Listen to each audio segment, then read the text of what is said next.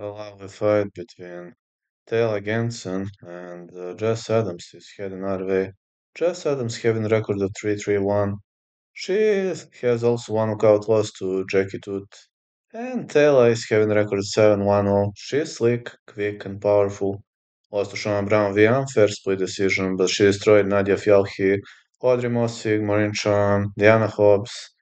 I have a feeling that Taylor is gonna get the job done, though Jess has good counters and she's covering up nice. She can survive for a pretty much long period of time, but I have a feeling over 6.5 gonna be a good call here, and anything aside of Taylor's victory would have been a massive upset. And if you're asking me who's gonna win, I have a feeling Taylor is going to win via decision.